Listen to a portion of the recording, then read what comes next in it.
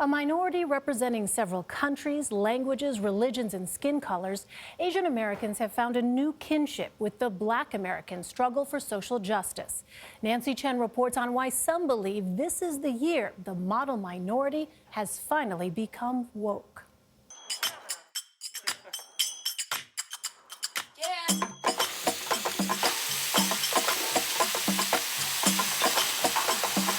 I think tacos are like a quintessentially LA food. Everybody eats tacos. Everybody does indeed eat tacos, including the homeless in South Los Angeles. And you wanted 10 meals, right? Which is why every Friday, local restaurant owner Susan Park gives away thousands for free. And people feel like they're cared for. You know, it's a food hug. The park is giving more than just a food hug.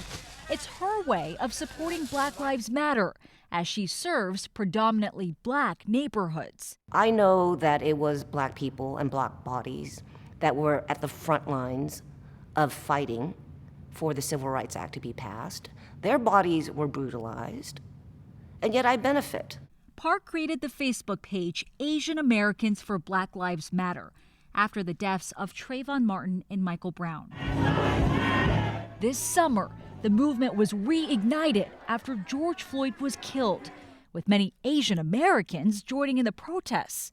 Among them, 32-year-old Tiffany So. COVID-19 definitely sparked another awakening where Asian Americans and some younger generations of Asian Americans have been for the first time experiencing this more overt in-your-face racism. Part of that awakening includes starting conversations about racial injustices with their families, bridging different views across generations as they question their place in America's racial fabric. Because race is talked about as if everything's black and white, Asian immigrants sometimes wonder, where do we fit in? Frank Wu is president of Queens College in New York. He's a scholar of Asian American studies. It's a moral dilemma. Are you going to declare that you're a person of color, or do you aspire to be an honorary white? Or do you just get excluded as a perpetual foreigner, right? Those are the options. Those are not good options at all. Right, yes. Yeah, none of those is good. Wu says part of that forced identity is shaped by the idea of the model minority, a belief that Asian Americans are more successful than other minorities because of hard work. It's false flattery.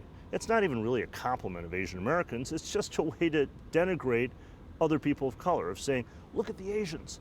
They made it. Why can't you? Stereotypes like these led to years of mistrust and unconscious bias among the communities. In the 70s, Korean Americans opened businesses in underserved neighborhoods in South LA. Sometimes there was tension.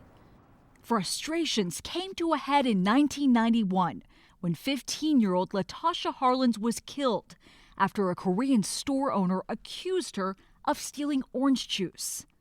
In this graphic security video, Harlins is shot in the back. Find the defendant, Stacy C. Kuhn, not guilty of the crime of assault. And then, a year later, when a jury acquitted white police officers for beating Rodney King, Los Angeles erupted. Abandoned by law enforcement, stores were looted across South LA.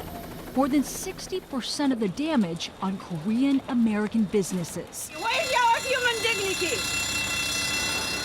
A history that motivates Danny Park today to build bridges. His family has operated a convenience shop in South LA for more than 2 decades. But after taking over the business, the 28-year-old is now empowering and uniting the community by training residents for jobs at his healthy food market.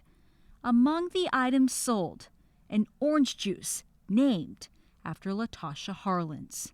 Why do you think it's important to put that out front and have a reminder of that and remember in such a way? I think it's a way to honor our ancestor, honoring our ancestor Latasha Harlins, who's been killed and who has transitioned. We're working on ensuring that the violence and the harms don't happen again. Change is slowly coming. From a cup of orange juice to athletes like U.S. Open champion Naomi Osaka, who wore masks honoring Black lives. The solidarity is inspiring to actor and activist George Takei. It is a much more heartening kind of movement with the diversity of America coming together. As Susan Park continues to serve, she still receives dozens of messages from Asian Americans who want to get involved.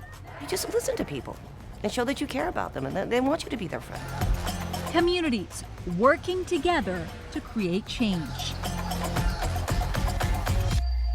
Still to come, power in numbers, how Asian Americans could have a big impact on the election this November.